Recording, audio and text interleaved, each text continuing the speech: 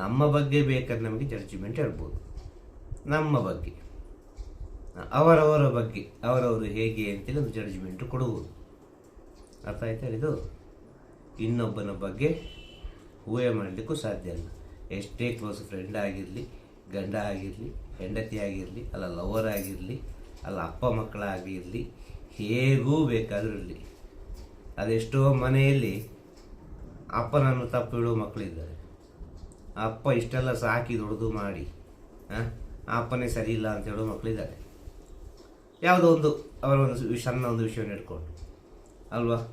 ಅದೆಷ್ಟೋ ಮನೆಯಲ್ಲಿ ಗಂಡ ಹಗಲು ರಾತ್ರಿ ದುಡಿದು ಏನೆಲ್ಲ ಮಾಡಿ ಆ ಹೆಂಡತಿಗೆ ಮನೆಗೆ ಸಂಸಾರಕ್ಕೆಲ್ಲ ಮಾಡ್ತಾನೆ, ಆ ಗಂಡನೇ ಸರಿ ಇಲ್ಲ ಅಂತ ಹೇಳಿಬಿಡ್ತಾರೆ. ಅದೆಷ್ಟೋ ಮನೆಯಲ್ಲಿ ಹೆಂಡತಿಯೇ ಸರಿ ಇಲ್ಲ ಅಂತ ಹೇಳ್ತಾರೆ. ಅದೆಷ್ಟೋ ಮನೆಯಲ್ಲಿ ಮಕ್ಕಳೇ ಸರಿ ಇಲ್ಲ ಅಂತ ಹೇಳ್ತಾರೆ. ಹಾಗೆ ಇದು ಎಲ್ಲ ಹೊರಗಿನಿಂದ ಬರೋ ವಿಚಾರಗಳೆಲ್ಲವೂ ಈ ರೀತಿ ಬರ್ತದೆ. ಈ ರೀತಿ ಬರುವಾಗ ನಮ್ಮ ಒಳಗೆ ಹೇಗಿರಬೇಕು ಅಂತ ನಮಗೆ ಬುದ್ಧಿ ಇರಬೇಕು. ಗೊತ್ತಾಯ್ತಾ? ಹುಡುಕುವುದಲ್ಲ, ಪರಿಪೂರ್ಣತೆಯನ್ನು ತನ್ನ ಒಳಗೆ ತಾನು ಕಂಡುಕೊಳ್ಳುವುದು. ಇದು ಜನ್ಮ ಜನ್ಮದ ಪುಣ್ಯ ಇದ್ದರೆ ಮಾತ್ರ ಸಾಧ್ಯ. ಎಲ್ಲರಿಗೆ ಇದೆಲ್ಲ ಸಿಗುವುದಿಲ್ಲ. ಈ ಸತ್ಯವನ್ನು ತಿಳ್ಕೊಳ್ಳಿಕ್ಕೆ ಆಗುವುದೂ ಇಲ್ಲ. ಇಷ್ಟೇ ಹೇಳೋದು. ಪರಿಪೂರ್ಣತೆ ಆಗುವುದು ಹೇಗೆ? ಒಳ್ಳೆಯ ಗುರುಗಳು ಯಾರು, ಒಳ್ಳೆಯ ಶಿಷ್ಯಂದರು ಯಾರು, ಒಳ್ಳೆಯ ಜ್ಞಾನ ಎಲ್ಲಿ ಉಂಟು ಅಲ್ವಾ. ಒಂದು ಮರಕ್ಕೆ ಎಷ್ಟು ವರ್ಷ? 400 ವರ್ಷ 500 ವರ್ಷ ಎಲ್ಲ ಆಗಿರ್ತದೆ ಅಲ್ವಾ.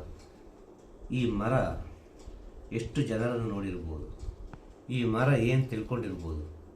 ಹಾರಾಡುವ ಮನುಷ್ಯರನ್ನು ನೋಡಿ, ನಿನ್ನಂಥವರಾದ ಎಷ್ಟೋ ಜನಗಳನ್ನು ನೋಡಿದ್ದೇನಪ್ಪ. ಒಂದು ಮನುಷ್ಯನಿಂದ 500 ವರ್ಷ 600 ವರ್ಷ ಬದುಕಲಿಕ್ಕೆ ಸಾಧ್ಯವಾ? ಈಗ ಪ್ರೆಸೆಂಟ್ ಸಿಚುವೇಶನ್ ಹೇಳು.